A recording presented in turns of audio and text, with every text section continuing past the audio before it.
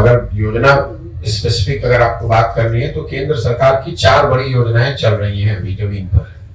पहली योजना है प्रधानमंत्री गरीब कल्याण योजना, जिसमें लाभार्थियों को 5 किलो अनाज प्रति माह मिलना है। जमीनी हकीकत यह है कि लोगों को 5 किलो नहीं 4 किलो अनाज ही प्रति माह मिल रहा है।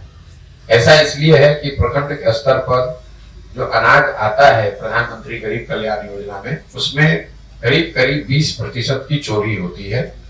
35 से 40 रुपया प्रति क्विंटल की दर से यहाँ के जो अधिकारी हैं और जनप्रतिनिधि हैं वो पैसा लेते हैं। ज्यादातर जगह पर लोग बताते हैं कि जो विधायक हैं वो भी प्रति माह इस अनाज में से 6 से 8 रुपया उनका जो हिस्सा है वो भी 6 से 8 रुपए प्रति माह प्रति क्विंटल है।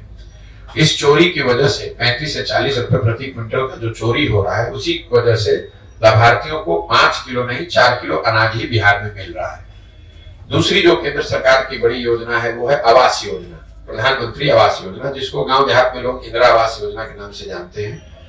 ज्यादातर इसके जो लाभार्थी हैं वो अभी भी इंदिरा आवास योजना वाले ही हैं। प्रधानमंत्री आवास योजना के लाभार्थियों की संख्या करीब करीब नगण्य है, लेकिन जिन लोगों को भी इसका लाभ मिला है, जिसमें 1,40,000 रुपया आवास बनाने के लिए मिलना है, उसमें भी 25,000 से 40,000 रुपए तक लोगों को घूस देना है, तभी उनको इंदिरा आवास प्रधानमंत्री आवास योजना का लाभ मिल सकता है। और ये जो पैसा है ये जनप्रतिनिधियों और अधिकारियों के बीच में बंट रहा है। जहां पर जनप्रतिनिधि पैसा नहीं ले रहे हैं वहां पर भी 20 से 25,000 अधिकारियों का जो हिस्सा है वो लेंगे ही लेंगे। और एक पूरी व्यवस्था बनी हुई है। प्रधानमंत्री आवास योजना में आपका नाम अगर लिखा जाना है लाभार्थी के तौर पर तो उसके लिए 1,000 रुपया लगेगा।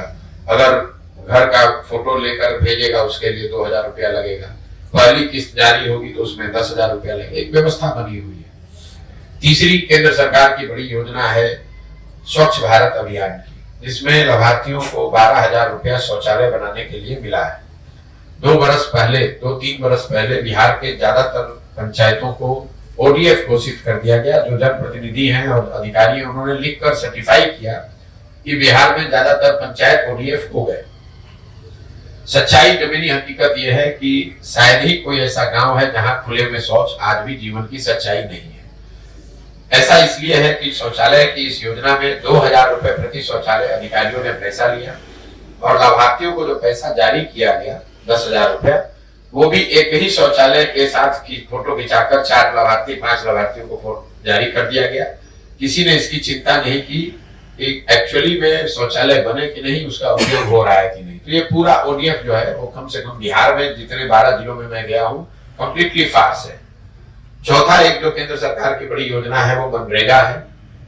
मुझे ऐसा लगा था कि जब मैं पैदल चलूंगा तो मुझे गांव देहात में मनरेगा का काम होता दिखेगा, इसलिए कि यहाँ बहुत गरीबी है, भूमिहीन लोग बहुत हैं, लोग मजदूरी करते हैं। अभी तक 15 साढ़े 15 महीनों में मुझे मनरेगा का कोई सक्रिय काम होता दिखा ही नहीं।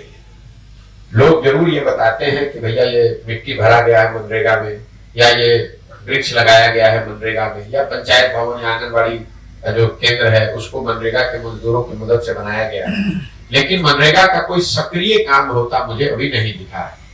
जब उसको मैंने आंकड़ों में देखा तो पता चला कि पिछले वर्ष मनरेगा में बिहार सरकार का यूटिलाइजेशन है 39%। मतलब अगर 100 रुपया मनरेगा के लिए दिल्ली से आ सकता था बिहार के लोगों के लिए, तो 60 रुपया 61 रुपया तो हम लोग लेकर ही नहीं आए, वो पैसा दिल्ली में सरेंडर हो गया। और जो 39-40 रुपया आया उस मनरेगा में पीसी का जो दर है, भ्रष्टाचार का जो दर है वो 40 से 50% है। सबसे ज्यादा चोरी अगर कहीं है तो मनरेगा के फंड में है। तो कुल मिला जुलाकर 100 रुपया के बजाय जमीन पर 20-25 रुपया ही मनरेगा के तहत पहुंचा है। ये 4 केंद्र सरकार की बड़ी योजनाओं की जमीनी हकीकत है।